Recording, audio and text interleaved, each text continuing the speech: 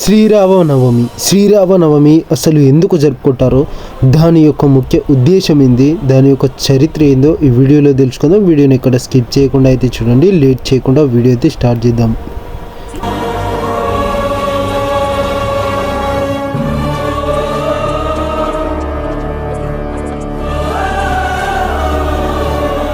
శ్రీరాముడు వసంత ఋతువులలో చైత్రశుద్ధ నవమి గురువారం నాడు పునర్వాసు నక్షత్రపు కర్ణాటక లగ్నంలో సరిగ్గా అభిజిత్ ముహూర్తంలో అంటే మధ్యాహ్నం 12 గంటల వేళలో త్రేతాయుగంలో అయితే జన్మించాడు.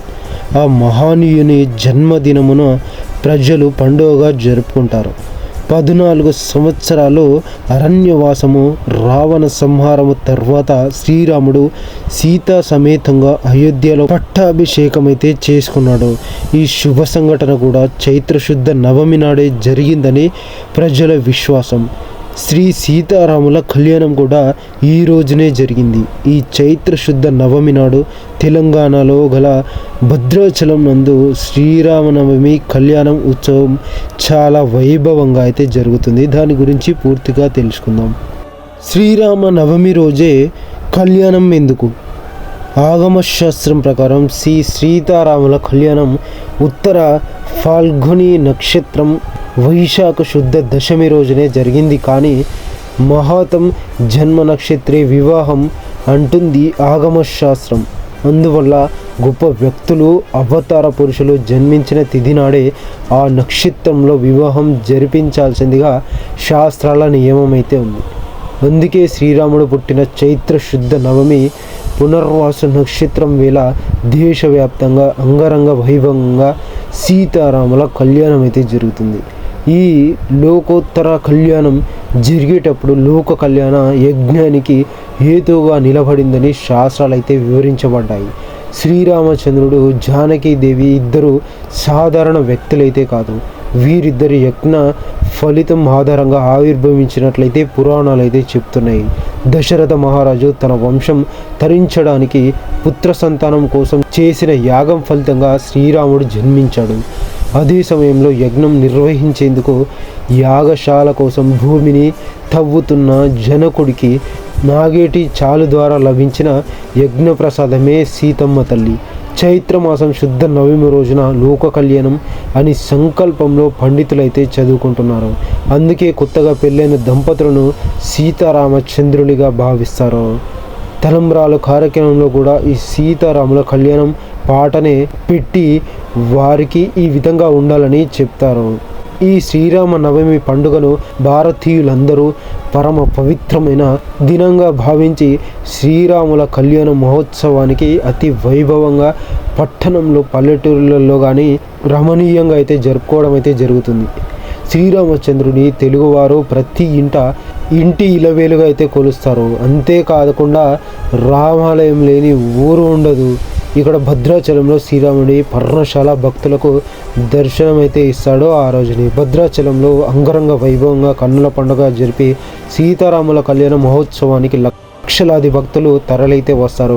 కళ్యాణంలో పాల్గొని దానిని తిలకించి శ్రీరాముని దర్శించుకొని గృహాలకైతే వెళ్తూ ఉంటారు. మరో కథనం ప్రకారం శ్రీరామ కళ్యాణం లోక జీవన హేతుకం, సకల దోష నివారణ, సర్వ సంపదకులకు నిలయం, సకల జన లోక సంరక్షణమే శ్రీరామనవమి పండుగ అని పరమార్థమైతే ఉంది. భక్త రామదాసు చెరసాలలో ఉండిపోయిన కారణంగా పూర్వము సీతారాముల కళ్యాణం మార్గశిర శుద్ధ పంచమి నాడు జరిగినట్లుగా, అయితే తాను చెరసాల నుండి తిరిగి వచ్చాక చైత్ర శుద్ధ నవమి నాడు శ్రీరామచంద్రుని పుట్టినరోజు వేడుకలు, కళ్యాణ వేడుకలు ఒకేసారి జరిపించారు. శ్రీరామనవమి కళ్యాణము రాముడు రావణుని సంహరించి అయోధ్యకు తిరిగి వచ్చింది శ్రీరామనవమి నాడే. ఆ మరునాడు దశమి శ్రీరామ పట్టాభిషేకం రామునికైతే జరిగింది. కోదండరామ కళ్యాణాన్ని చూసేందుకు మనమే కాదు సకల లోక దేవతలు దివి నుంచి భూమికైతే దిగి వస్తారంట. శ్రీరామచంద్రుని దివ్య దర్శనం మహనీయంగా, నేత్రపరంగా పట్టాభిషేకం సమయాన తిలకించి పులకితులు అవుతారంట. శ్రీరామనవమి రోజున శ్రీరాముని, లక్ష్మణ, భరత, శత్రుఘ్నును ఆంజనేయ సమేతముగా ఆరాధించి వడపప్పు పానకము నైవేద్యముగా సమర్పించుకుంటారంట. ప్రతి ఏడాది భద్రాచలంలో జరిగే ఈ శ్రీరామనవమి కళ్యాణం చూసి తరించి వారి జ్ఞాన చతురార్థం తరిస్తూ ఉంటారంట. ఉత్సవంలో విశేషాలు. ఆలయ పండితులచే నిర్వహించబడే సీతారాముల కళ్యాణం. ఈ ఉత్సవానికి భక్తులు పెద్ద సంఖ్యలో అయితే తరలి వస్తారు. బెల్లం మిరియాలు కలిపి తయారు చేసే పానకం చాలా మందికి అయితే ఇష్టంగా తీసుకుంటారు. ఉత్సవమూర్తులు ఊరేగింపు రంగునీళ్లు చల్లుకుంటూ ఉల్లాసంగా సాగే మహోత్సవం ఇది. ఈ సందర్భంలో హిందువులు ఉపవాస దీక్షను అయితే పాటిస్తారు లేదా పరిమితమైన ఆహారం అయితే స్వీకరిస్తారు. దేవాలయాలను అందంగా అయితే అలంకరిస్తారు. రామాయణాన్ని పారాయణం చేస్తారు. శ్రీరామునితో పాటు సీతాదేవిని లక్ష్మణుని ఆంజనేయుని కూడా ఆరాధించడం అయితే జరుగుతుంది. భద్రాచలం రామదాస్చే కట్టించబడిన రామాలయంలో ప్రతి సంవత్సరం ఈ ఉత్సవం వైభవంగా అయితే చేస్తారు. దేశంలోని ప్రజలంతా సిరి సంపదలతో సుఖ సంతోషాలతో ఉంటే అది శ్రీరామ రాజ్యమని హిందువుల విశ్వాసం. శ్రీరామనవమి 2026 సంవత్సరంలో మార్చి 26న గురువారం అయితే రావడం అయితే జరుగుతుంది. మరి శ్రీరామనవమి ప్రత్యేకత ఏమిటి? శ్రీరామనవమి రోజున రామ నామ స్మరణ చేయడం వల్ల అనేక రేట్ల పుణ్యం ఫలితం అయితే లభిస్తుంది. ఈ విధంగా చాలామంది నమ్ముతూ ఉంటారు. శ్రీరామనవమి రోజే సీతారాముల కళ్యాణం జరిగిందని, పట్టాభిషేకం కూడా ఇదే రోజు జరిగిందని చెప్తారు. అందుకని తెలుగు రాష్ట్రాల్లో పాటు దేశవ్యాప్తంగా సీతారాముల కళ్యాణం అయితే నిర్వహించడం అయితే జరుగుతుంది. ఈ పండుగ విష్ణుమూర్తి అవతారమైన శ్రీరాముని జన్మదినోత్సవంగా జరుపుకుంటారు. ఈ పండుగను మార్చి లేదా ఏప్రిల్ నెలల్లో హిందూ క్యాలెండర్ ప్రకారం మొదటి నెల 9 రోజున జరుపుకుంటారు. అయోధ్యకు రాజు అయిన శ్రీరాముడు తన ఆదర్శప్రాయమైన గుణాలకు ప్రసిద్ధి అయితే చెందింది. శ్రీరామనవమి 2025 సంవత్సరం భక్తి శ్రద్ధలతో జరుపుకునే పవిత్రమైన హిందూ పండుగల్లో ఒకటి. శ్రీరామ్ జన్మోత్సవం అని కూడా పిలవడం అయితే జరుగుతుంది. విష్ణుమూర్తి యొక్క 7వ అవతారమైన శ్రీరాముడు జన్మోత్సవాన్ని అయితే సూచిస్తుంది. ఆ రోజైతే చాలా మంచి రోజు. మరి శ్రీరామనవమిని 9 రోజులు ఎందుకు జరుపుకుంటారో చూద్దాం. చైత్ర నవరాత్రుల్లో 9వ రోజు నవమి. ఈ 9 రోజులు శక్తి దేవి యొక్క 9 రూపాలకు అంకితమైతే చేయబడింది. ఈ పండుగ శ్రీరామనవమితో కూడా ముడిపడి అయితే ఉంది. రామనవమి అనేది విష్ణుమూర్తి యొక్క 7వ అవతారమైన రాముని జన్మదినాన్ని అయితే జరుపుకునే ఒక హిందూ పండుగ అయితే చెప్పబడింది. శ్రీరామనవమి 2 సార్లు ఎందుకు జరుపుకుంటారంటే హిందూ క్యాలెండర్ మరియు సాంప్రదాయాల్లో విభిన్న దశల్లో అయితే సూచిస్తుంది.